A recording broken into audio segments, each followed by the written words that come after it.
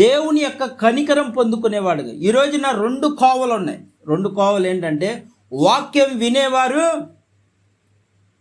వాక్యానుసారంగా జీవించేవారు. ఎవరో ఈ రోజున దేవుడు ఎవరిని ఆశీర్వదించాలనుకుంటున్నాడంటే, ఈ రోజున పరిశుద్ధాత్మ దేవుడు చెప్తున్న మాట ఏంటంటే, వాక్యం వినేవారు, ఓన్లీ వినటం వరకే వాళ్ళు, కానీ వాక్యాన్ని విని ఆచరించేవాళ్ళు. వీళ్ళు కేవలం వాక్యం వినటానికే దేవుని మందిరానికి వెళ్తున్నారు. ఆచార భక్తి ఎవరో.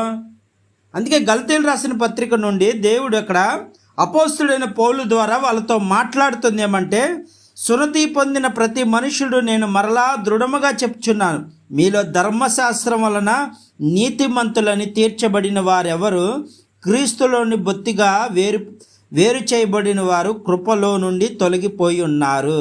ఏమవుతున్నారు వాళ్ళు? కేవలం ఎలాంటి భక్తి చేస్తున్నారంటే, ఒకే కోవలో. ఏ కోవలో? ఓన్లీ మందిరానికి వెళ్తున్నామా, ప్రార్థన వింటున్నామా, వచ్చామా. అర్థమవుతుందా? మందిరానికి వెళ్తున్నాము, ప్రార్థన చేసుకుంటున్నాము, వచ్చేసాము. ఇలాంటి భక్తి ఎలా ఉందంటే, దేవుని దృష్టిలో తొలగిపోతున్నారు, దేవుని కృపను తొలగిపోతున్నారు, దేవుడు కనికరం వాళ్ళ నుంచి పోతుంది. ఈ రోజున పరిశుద్ధాత్మ దేవుడు ఏమని చెప్తున్నాడంటే, వాక్యం వినటం వలన విశ్వాసం వస్తుంది. విశ్వాసం వచ్చినప్పుడు నువ్వేం చేస్తున్నావు? అది మెయిన్ పాయింట్. వినుట వలన విశ్వాసం వస్తుంది. దేవుడు ఏమన్నాడు? వినుట వలన విశ్వాసం వస్తుంది. మరి విశ్వాసం వచ్చినప్పుడు నువ్వేం చేస్తున్నావు? విశ్వాసం వచ్చినప్పుడు నువ్వు ప్రార్థన చేస్తున్నావా? అర్థమవుతుందా? నువ్వు కృపను తొలగిపోతున్నావు. ఈ కేవలం ఏంటంటే ధర్మశాస్త్రము ఆచారబద్ధంగా అంటే ఏదో ఆచారంగా, ఏదో దేవుడు చెప్పాడు అని వెళ్ళటమే తప్ప ఆ వాక్యాన్ని విని నువ్వేం చేస్తున్నావు? ఈరోజు దేవుడు అదే వాక్యం ద్వారా దేవుడు ప్రతి ఒక్కరితో మాట్లాడుతుంది. అది వింటున్నావు, మరి నడుస్తున్నావా?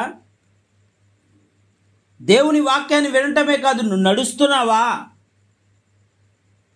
పైన వెళ్తున్నావు, కేవలం ఓ పరిశుద్ధ గ్రంథాన్ని చేతిలో పట్టుకొని నువ్వు పరిశుద్ధురాలుగా జీవిస్తూ ఏదో పైన వెళ్తున్నావు, కానీ నీ మనసు దేవుడి దగ్గర లేదు.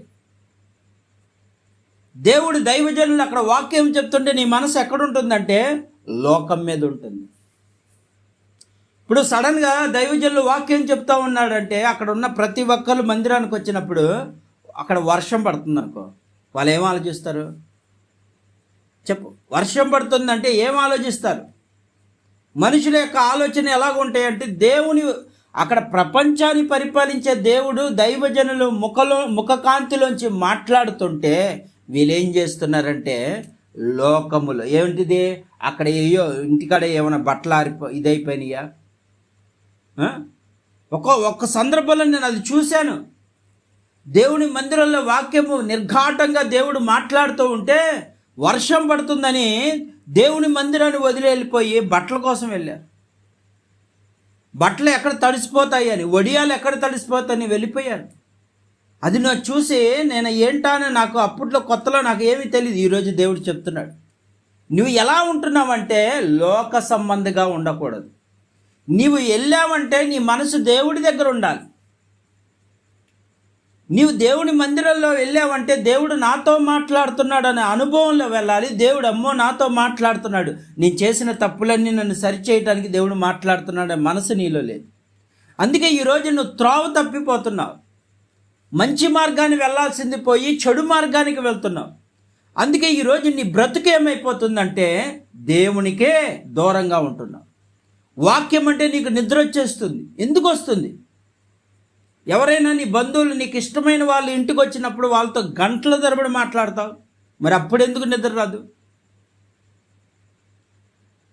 ఎవరైనా ఏమైనా తీసుకొచ్చినప్పుడు వాటిని తింటా ఎంతసేపైనా మాట్లాడుతూ ఉంటావు, అప్పుడెందుకు నీకు నిద్ర రాదు?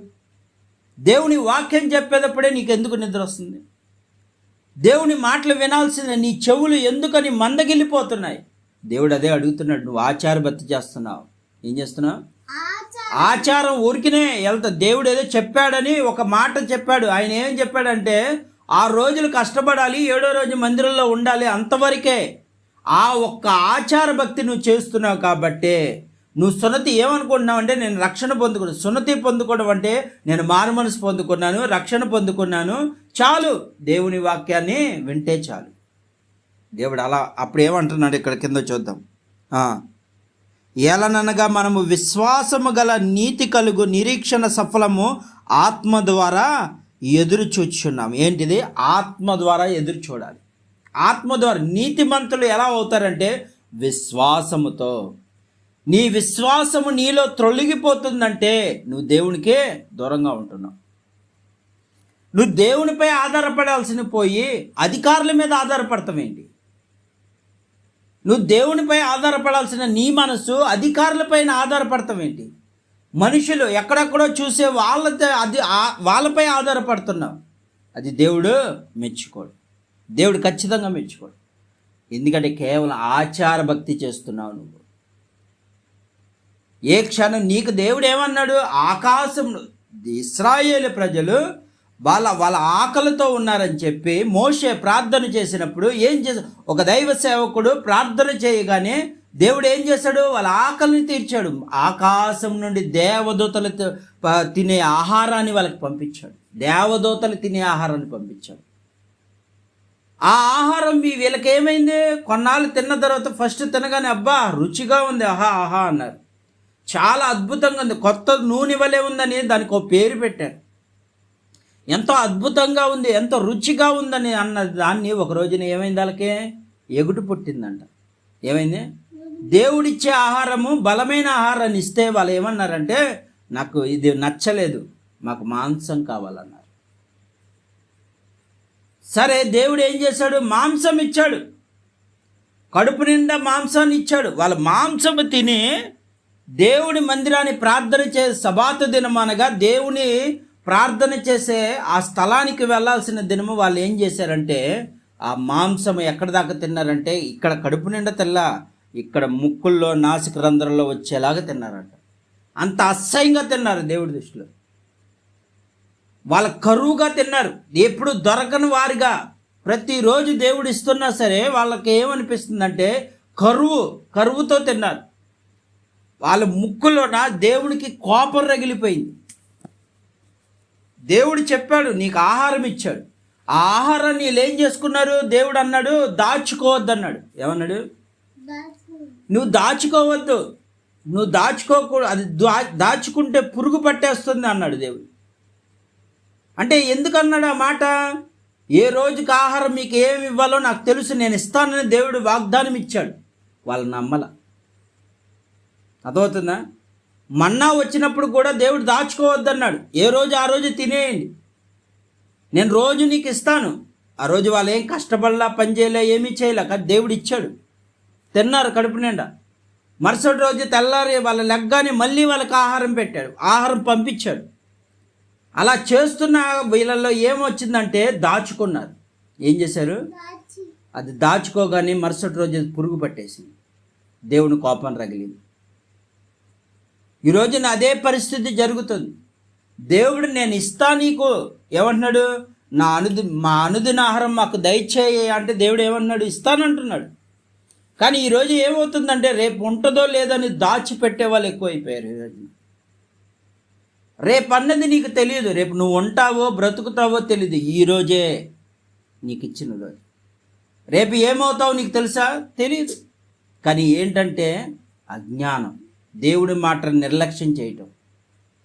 నీలో దేవుని వాక్యం పనిచేయట్లేదు, అందుకే నీ మనసు దేవుడి నుంచి దూరం అయిపోయింది. అందుకే ఇక్కడ అదే ఆచార భక్తి చేస్తున్నారు. పైకి ఏమంటున్నారు? మేము సున్నతి పొందిన వారు అంటున్నారు. సున్నతి పొందడం అంటే వాళ్ళ దృష్టిలో మేము మారు మనసు పొందాం, అన్నీ బాగానే ఉన్నాయి అనుకున్నారు. కానీ ఆచార భక్తి చేస్తున్నారు. దేవుడికి అది నచ్చట్లేదు. ఈ రాత్రి కాల సమయంలో నువ్వు ఆచార భక్తి చేస్తున్నావేమో చూడు, ఒకసారి పరిశీలించుకో. యూట్యూబ్లో వాక్యం వింటున్న ప్రియ దేవుని బిడ్డ, ఊరికినే మందిరానికి వెళ్ళి ఏదో కనీసం ముందుగాడా వెళ్ళలేకపోతున్నారు. ఎప్పటికి వెళ్తున్నారు? ఆమెన్ అన్నప్పుడు ఏదో 2 ముక్కలు చెప్పేటప్పుడు వెళ్తున్నారు.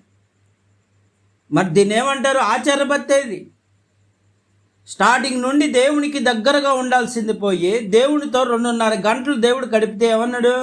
1000 దినాలు శ్రేష్టం. ఒక దినము గడుపుట 1000 దినాలు శ్రేష్టం అన్నాడు. 1000 దినాల యొక్క కాపుదలను పోగొట్టుకుంటున్నా. ఆచార భక్తి దేవుడు మెచ్చుకోడు. ఒక్క ఆదివారం రోజే దేవుడు భక్తి చేయమని చెప్పాడా? అక్కడ ఏమని చెప్పాడు? నేను తప్ప వేరొక దేవుడు నీకు ఉండకూడదు. అంటే అనుక్షణము నేను నీకు తోడుంటానని అక్కడ వాగ్దానం ఇచ్చినట్టేగా. నేనే నీకు తోడున్నాను అని యాకోబుకి ఎందుకు చెప్పాడు? యాకోబు, నేను ఒక ఆదివారం రోజే నేను వస్తాను అన్నాడా? చెప్పు.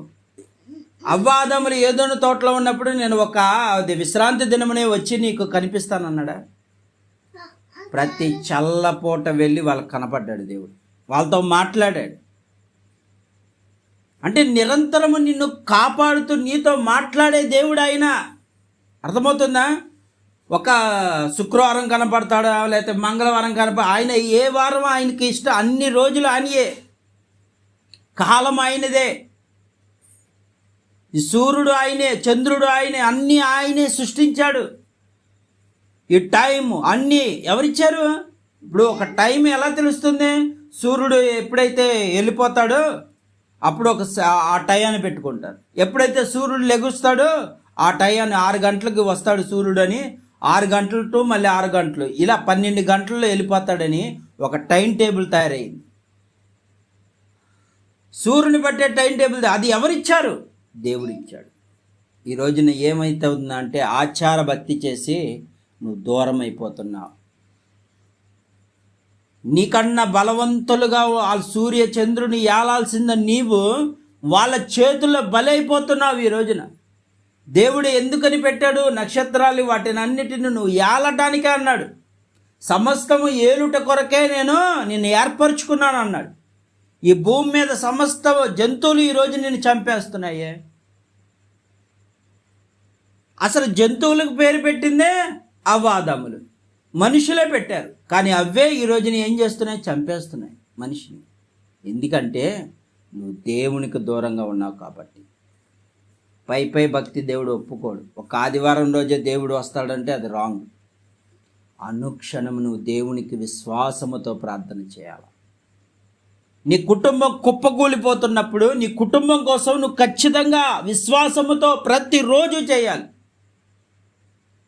రోజుకు 3 పూటలు తింటున్నావు, 1 గంట దేవుడికి ఇవ్వలేకపోతున్నావు.